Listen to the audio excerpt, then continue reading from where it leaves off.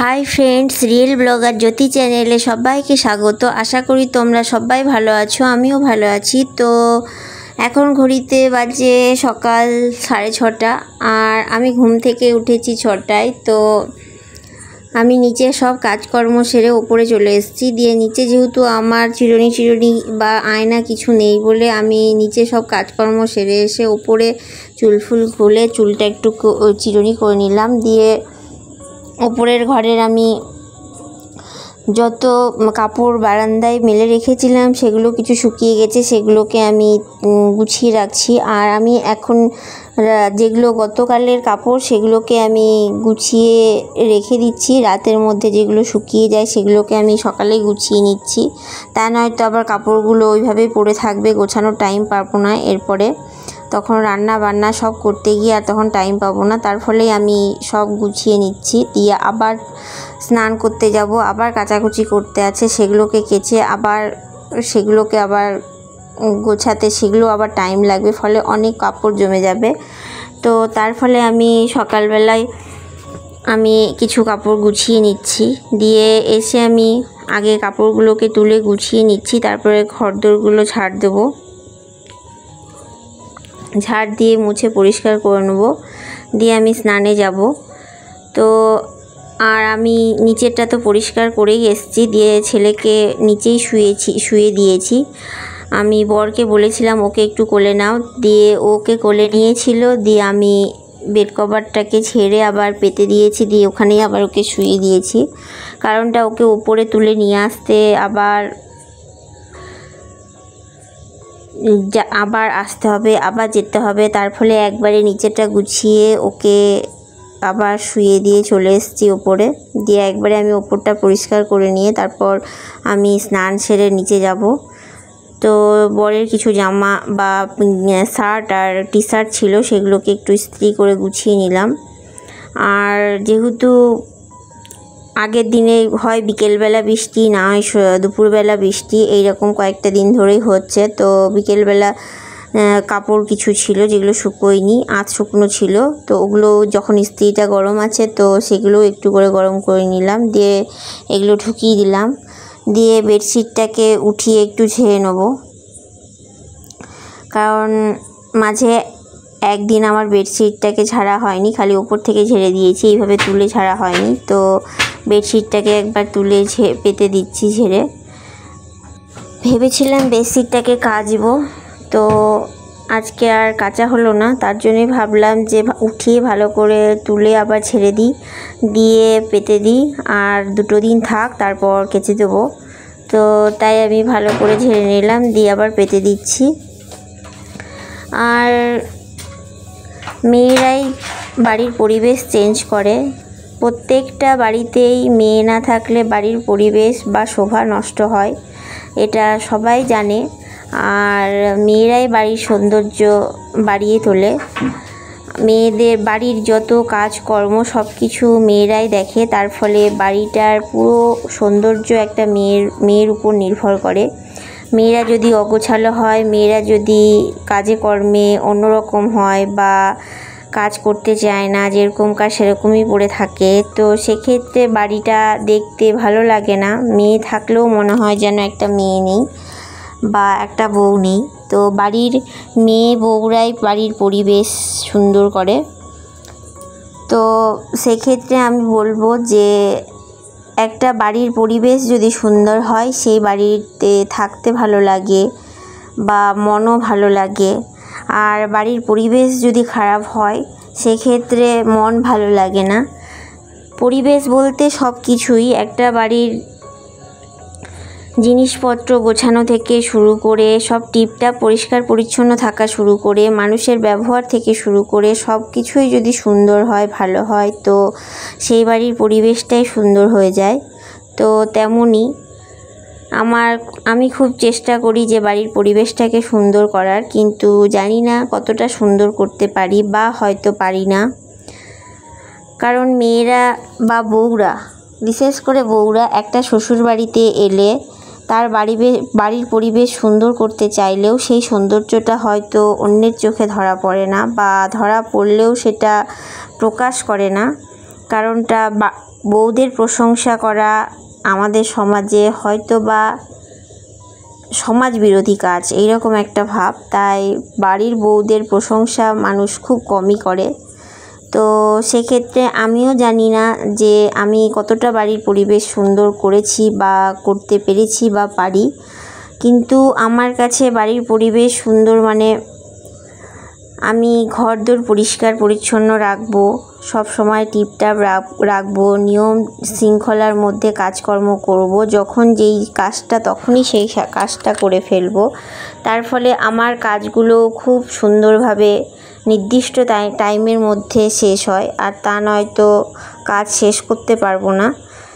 আর বাড়ির পরিবেশ, বাড়ির জিনিসপত্র, বাড়িকে সুন্দর করে রাখতে, পরিষ্কার পরিচ্ছন্ন করতে, এগুলো একটা বাড়ির পরিবেশ। এগুলো যদি সুন্দর থাকে মনটাও সুন্দর থাকে। জানি না অন্যের থাকে কি না, তবে আমার তো থাকে। তো আমি ওপরের ঘরটা ঝাড় দিয়ে মুছে নিলাম, পরিষ্কার করে নিলাম, দিয়ে স্নান সেরে চলে এসেছি, দিয়ে একটু সিঁদুর পরে নেব। তো সারাদিনে মনে হয় আমি এই সকাল টাইমটা আয়না দেখার সুযোগ পাই, সেক্ষেত্রে বলবো, কারণ এই সকাল টাইমটা আমি সিঁদুর পরি, স্নান সেরে তখনই আমি আয়না দেখার সুযোগ পাই। আদারওয়াইজ আমি সারাদিন আয়না দেখার আর সুযোগ পাই না। তো হয় এক সন্ধেবেলা বা রাত্রেবেলা চুল বাঁধি, ওই সেইটুকু টাইম, আদারওয়াইজ আমি আর আয়না দেখার টাইম পাই না। যেই মেয়েটা বিয়ের আগে আয়না দেখতে খুব ভালোবাসতো, মুখে তার কটা পিম্পল বেরোলো বা কটা বেরোলো না সব দেখতো নিখুঁতভাবে, বা সেটা একটা বেরোলে সেটাকে ভালো করার চেষ্টা করতো, সেই মেয়ে এখন মুখে পিম্পল বেরোলো বা কী হলো সেগুলোর কোনো গুরুত্ব নেই, আর বাড়ির কাজকর্ম নিয়েই ব্যস্ত, এতটাই ব্যস্ত যে আয়না দেখার আর টাইম পায় না। তাই একটা পিম্পল বেরোলো কি দুটো পিম্পল বেরোলো তাতে কোনো যায় আসে না। তো আমি ছাদে চলে এসেছি, দিয়ে কাপড় সিঁদুর পরে নিয়েছি, দিয়ে ছাদে চলে এসেছি, দিয়ে এখন কাপড়গুলোকে মেলছি। আর তারপর কাপড় মেলে আমি চলে আসছি নিচে, দিয়ে সব উপরে সব সেরে নিচে চলে এসেছি। এই দেখো, আর ওই দেখো ছেলে ঘুমোচ্ছে, ও ব্ল্যাঙ্কেট, ওর শীত কি বর্ষা কি গরম, ওর একটা ব্ল্যাঙ্কেট চাই। ফ্যানও চলছে কিন্তু ব্ল্যাঙ্কেট ওকে নিতেই হবে। তো গরম লেগে গেছিলো হয়তো, দিয়ে ব্ল্যাঙ্কেটের ওপরে ও শুয়ে আছে। তো ওকে আমি আর ঠিক করতে গেলাম না, ভাবলাম যে সকালের খাবারটা তৈরি করি। তো আজকে ঘুগনি তৈরি করব, মটর দিয়ে আর আলু দিয়ে একটা ঘুগনি করব। তো ভাবলাম আগে মটর আর আলুটাকে সেদ্ধ করতে দিই।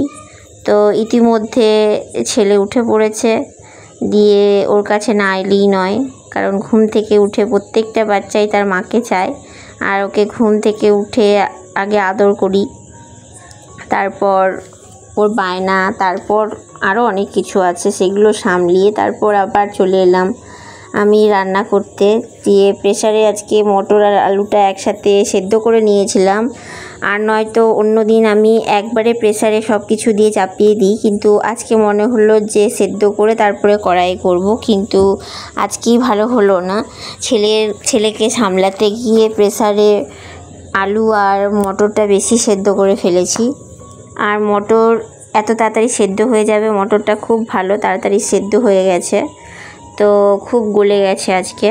তো এই দেখো ছেলে আমার পেছন পেছন ঘুরছে, ওকে কোনো রকমে বুঝিয়ে বাঝিয়ে বললাম যে আমি রান্নাটা সেরে নিই বাবা। তো এখন আমি রান্নাটা সারছি, আর ওকে মুখ টুক ধুয়ে দিয়েছি, দিয়ে ওকে বললাম কমপ্লান খাবে, ও বললো না কমপ্লান খাবো না। তো আমি বললাম ঠিক আছে তাহলে তরকারি দিয়ে মুড়ি খাবে। দিয়ে ও আবার আমাকে বলছে এবার তুমি আমাকে কোলে নাও, আমিও তরকারিটাকে একটু ঘাঁটবো। দিয়ে সে আমার কোলে উঠে কিছুক্ষণ তরকারিটাকে ঘাঁটলো, দেখলো। তো আমার তরকারিটা রেডি, শেষে একটু আমি গুঁড়ো মশলা দিয়ে দিলাম, গুঁড়ো গরম মশলা দিয়ে নামিয়ে নেবো। তো আমার ঘুগনিটা রেডি হয়ে গেছে, তো আমি ছেলেকে এখন খেতে দিচ্ছি, আর ওকে খাইয়ে টাইয়েই, আর ছেলেকে খাইয়ে বরও চলে এসেছিলো, দিয়ে বরকে খাইয়ে দিয়ে তারপরে আমিও খেয়ে নিয়েছি। দিয়ে বর বাজার থেকে মাছ নিয়ে এসছে, মাছটাকে ধুয়ে নুন হলুদ দিয়ে রেখেছি আর ভাত চাপিয়ে দিয়েছি। দিয়ে তারপর ছেলেকে পড়াতে বসেছি। ওদিকে ভাত গ্যাসে হচ্ছে আর এদিকে আমি ছেলেকে পড়াচ্ছি। তো এইভাবেই আমাকে কাজ করতে হয়। আবার ছেলেকে একটু পড়াতেও হয়, তা নয় তো ও পড়তে বসবে না। আর ওর পড়তে না বসলে তো কিছু শিখতে পারবে না বা ও পড়ার অভ্যেসটা হবে না। তার ফলে রোজ নিয়ম করে আমি এই সবগুলো করি। সন্ধেবেলা একটু ফ্রি থাকি কন্টিনিউয়াসলি, তো সন্ধেবেলা ওর সাথে এক নাগাড়ে বসে বসে ওকে পড়াই। আর সকাল টাইমটা একটু বিজি থাকি বলে ওকে পড়াই, আবার কাজ করি। ওকে একটুখানি বসিয়ে দিই, লিখতে দিই, আবার এসে কাজ করি, আবার গিয়ে করি। তো যাই হোক, তো ছেলেকে পড়াশুনো করিয়ে দিয়েই আমি চলে এসেছি। দিয়ে আমার ভাত হয়ে গেছে, দিয়ে মাছটা এখন ভাজবো। তো আজকে মাছের ঝোল আর ভাত করব। আর এদিকে প্রেসারে আলু সেদ্ধ করতে দিয়েছি। এখানে প্রেসারে আলু সেদ্ধ করতে দিয়েছি মাছের ঝোলটা করার জন্য।